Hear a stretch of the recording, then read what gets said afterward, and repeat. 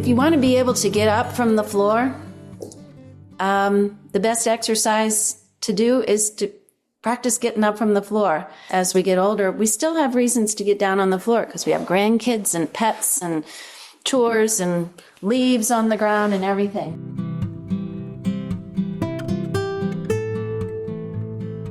There's a couple different ways. The more common way, I think you can see me, the more common way is to bend your knees up, and you can even put your hand there or bring your hand around as your knees come around, but bringing those knees together will stack your hips and it will help your shoulders to roll. Then you can prop up and just push straight up. All right, another way to get up is to get on all fours, is to just simply roll. And this is where you could kind of push somebody. It's harder to roll with straight legs, but you can. Now you're propped up and you can do an army crawl. We practice this in class too. So you're gonna bring those elbows back. You're crawling on your forearms, and then you're up on all fours. So that's step one. Get onto all fours. Then to get onto a half kneel, it helps again to shift your weight, so you get it off of that leg, and so once you shift it, they might need a little bit of help to get that foot up. And often, I don't know if you can see it, but I didn't get it very far. I just barely got it up. So you might need to help them get it farther up, because the farther up you get it, the easier it's going to be. If it's back like that, that's like standing on that balance beam again. You want your feet apart, and right now it's your foot and your knee that's your base of support. Okay, so once you've done that, then you can have something in front of you, a chair, preferably. I'm going to use this stool because it's not quite as high as a chair, but it's there. It's easier to move. Put your strongest leg in this position. So it's going to be taking the most weight. So choose which foot you want to be forward. All right, and then you have them tuck that back toe. You can put your hands on a seat, a chair seat or this, and this leg hopefully will straighten up while you go onto your arms and that leg. Then you bring your hands together and you're up. So that's basically how it goes.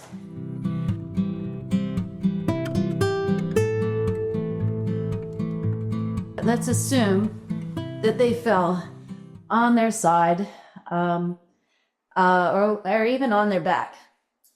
What are you going to do?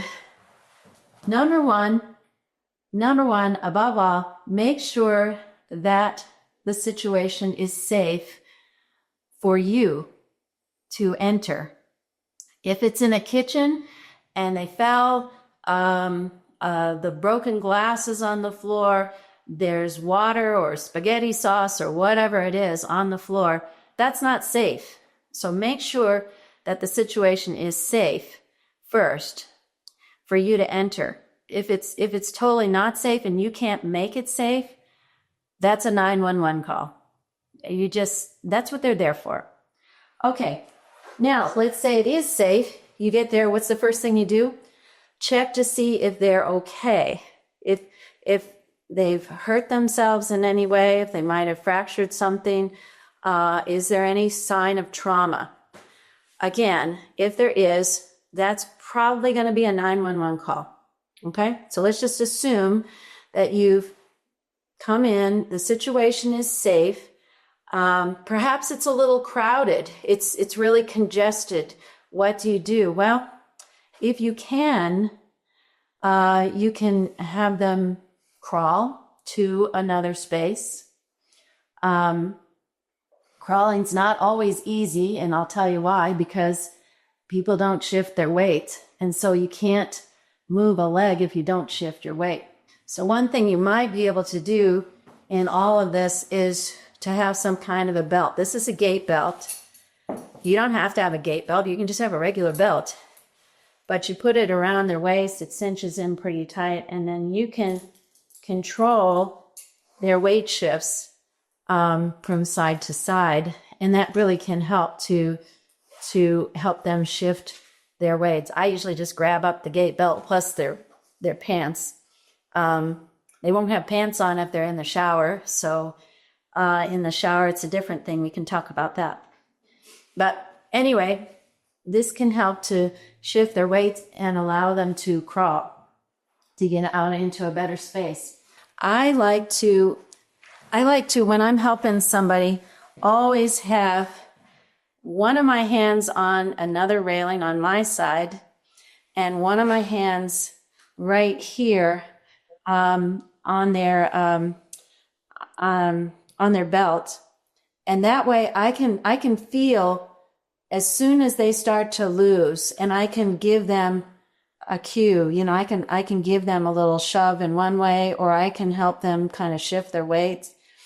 That's how I would do it. The PTs would probably say go next to them, and that's fine too. But you have to protect yourself, because it's going to be no good if they fall on you. Then everybody needs help. Everybody's injured. When you get somebody up from the floor, the first thing I would do is to get them seated again, because we don't know if maybe the dizziness is what made them fall in the first place. And if you pop them up and just start to walk away and think, okay, we're up, we're good, they might just fall right back down, because that's a quick change from floor to up. If you don't feel qualified to do this, if you feel like, oh boy, this is just too much to ask of me, I'm a teeny tiny little thing, and my partner is big and huge and really immobile, you might want to consider having a person that you call. I've been that person for a number of my clients, and it really helps if you're that extra person, if you can practice ahead with them on moving so that they trust you, especially if the person has some cognitive limitations. I had a Lewy body dementia person who we just got to the place where he really trusted me to work with him. And so when his wife got into a bind because he was falling a lot, I would just say, oh, I'll just come over. I can talk him through this. And it wasn't that hard to get him up, but it was only because he trusted me and we'd done it before that we could do that. You can call for fall assist from the fire department in a lot of locations. If it happens all the time, they're probably going to say at some point, this doesn't seem like a safe situation. Maybe you need to consider other options. But having another person, a trusted friend, would be great.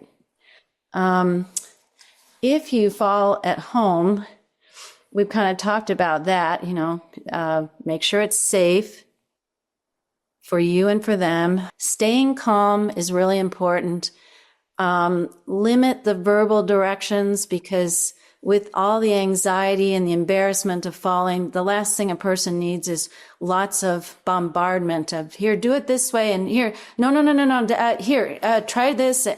Being calm and very sparing, maybe doing a few more touch cues instead of, lift that arm up to 90 degrees. That's not helpful. It's too much information. And again, we talked about anticipating dizziness when you do stand.